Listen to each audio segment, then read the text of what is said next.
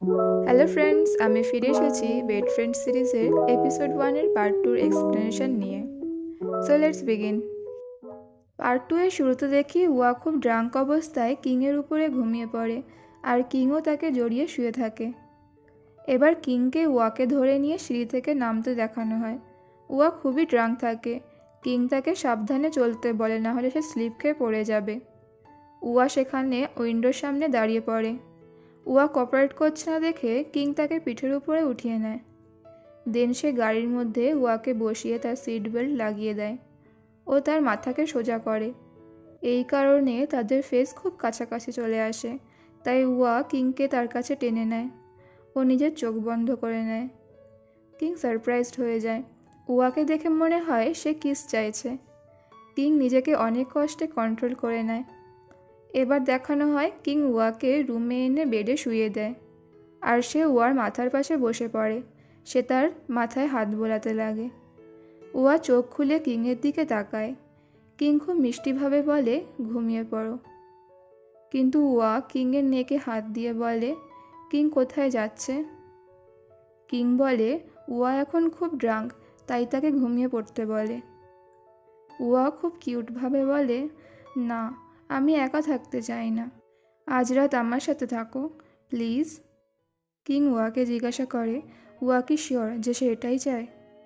ওয়া কিংকে তার দিকে টানে ও কিংও ওয়াকে কিস করতে যায়।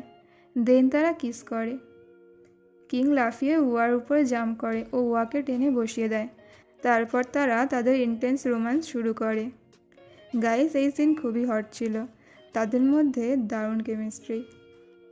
এবার সকালবেলা ওয়ার ঘুম ভাঙে, কিন্তু সে তখনও ঘুমের ঘোরে থাকে। দেন তার যখন পুরোপুরি ঘুম ভেঙে যায়, সে ঘাবড়ে যায় অপরিচিত জায়গায় ও নিজেকে খালি গায়ে দেখে।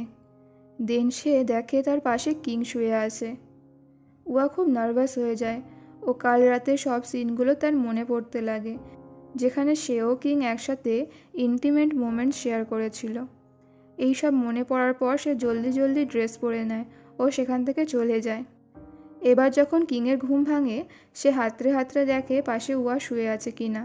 পাশে খালি দেখে সে উঠে পড়ে আর ওয়ার নাম ধরে ডাক দেয়, এই দেখার জন্য ওয়া বাথরুমে আছে কিনা। ওয়ার সাড়া না পেয়ে সে বুঝে যায় যে ওয়া চলে গেছে, তাই সে ওয়াকে ফোন করতে লাগে, কিন্তু ওয়া তার একটাও কল পিক করে না। কিংয়ের খুব খারাপ লাগে ও সে বুঝতে পারে না যে সে এবার কি করবে। এদিকে ওয়াকে তার বাথরুমে বসে থাকতে দেখানো হয় ও তার কাছে বারবার কিংয়ের কল আসতে লাগে। সে কল তোলে না ও খুব দুঃখী হয়ে অনুশোচনা করে। এবার কিংকে অফিসে আসতে দেখানো হয়। সে জেডকে জিজ্ঞাসা করে, ওয়া কোথায়? জেড বলে সে হয়তো এখনও আসেনি। তাই কিং গানকেও জিজ্ঞাসা করে সে কি ওয়াকে দেখেছে। গান বলে না। তখনই সেখানে একজন এসে বলে কিং ও গানকে, তারা মিটিংয়ে চলে যায়। এদিকে ওয়া অফিসে ক্যাফেটেরিয়াতে আসে, যেখানে জেড দাঁড়িয়ে থাকে। জেড দেখে ওয়ার মন খারাপ, ও অন্যমনস্ক হয়ে দাঁড়িয়ে আছে।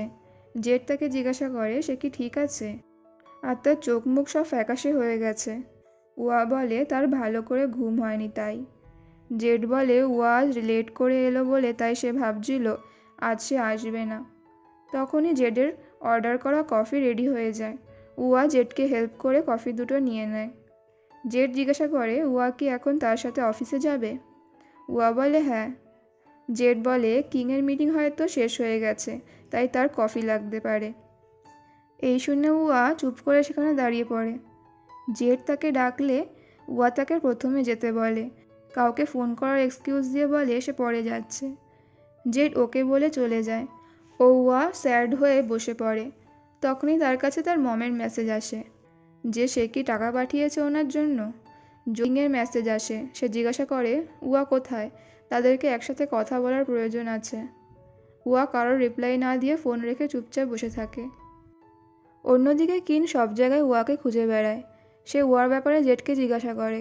জেড বলে ওয়া নিচে ফোনে কথা বলছে। কিং লিফটের কাছে আসে। লিফট নামতে দেরি করছে দেখে সে সিঁড়ি দিয়েই নিচে নেমে যায়। সে বাইরে এসে দেখে ওয়া কোথাও নেই। সে ওয়াশরুমেও খুঁজতে যায়, কিন্তু সেখানেও সে তাকে পায় না। দেন সে অফিসে ফিরে আসে ও জেডকে আবার জিজ্ঞাসা করে ওয়া কি ফিরে এসেছে। জেড বলে সে প্রিন্টার রুমে আছে। এই শুনে কিং দৌড়ে সেখানে চলে যায়, যেখানে উয়া অন্যমনস্ক হয়ে কাজ করছিল। কিং সেখানে আসলে উয়া তার দিকে ডাইরেক্টলি তাকায় না। কিং একটা বোর্ড দিয়ে দরজাটাকে বন্ধ করে দেয়। দেন উয়ার হাত ধরে টেনে তাকে জিজ্ঞাসা করে সে এবার কি তার সাথে কথা বলতে রেডি। উয়া বলে তাকে একা ছেড়ে দিতে, সে কাজ করছে। কিং বলে উয়ার কি সমস্যা হচ্ছে। উয়া খানিকক্ষণ চুপ হয়ে বলে সে একদম ফাইন আছে। কিং বলে তাহলে উয়া তার থেকে লুকানোর চেষ্টা করছে কেন, সে এমন কি দোষ করেছে। উয়া বলে সে কোনো দোষ করেনি। কিং বলে সে কোনো দোষ করে না থাকলে তাহলে উয়া তাকে এভাবে অ্যাভয়েড করছে কেন, সে তার সাথে কথা বলছে না, তার কল তুলছে না। উয়া বলে সে তাকে অ্যাভয়েড করছে না, তার কাছে কথা বলার কিছু নেই বলেই সে এমন করছে। কিং জিজ্ঞাসা করে উয়া কি তার সাথে নাইট স্পেন্ড করাটাকে হেট করে। উয়া বলে কিং এই ব্যাপারটাকে নিয়ে কেন কথা বলছে। কিং বলে সে কেন বলবে না। তারা দুজনে তার কথা শেষ হওয়ার আগেই উয়া তাকে বলে ওঠে কাল রাতের কথা ভুলে যেতে, এমন ভাব করতে কি কাল রাত কিছুই হয়নি। কিং জিজ্ঞাসা করে কাল রাত তার সঙ্গী কিং ছিল বলেই কি উয়া আজ এমন আচরণ করছে। উয়া নিজের চোখ নামিয়ে নেয়। দেন উয়া বলে কাল রাত তার দোষ ছিল, সে একটু বেশি কেয়ারলেস। এই কথা শুনে কিংয়ের খুব খারাপ লাগে। ও জিজ্ঞাসা করে উয়া কি বলতে চাইছে। উয়া বলে সে কিংকে রিকোয়েস্ট করছে যে কিং যেন সব কিছু ভুলে যায়, ও সে আশা করছে যে কিং কাল রাতের কথা আর তুলবে না।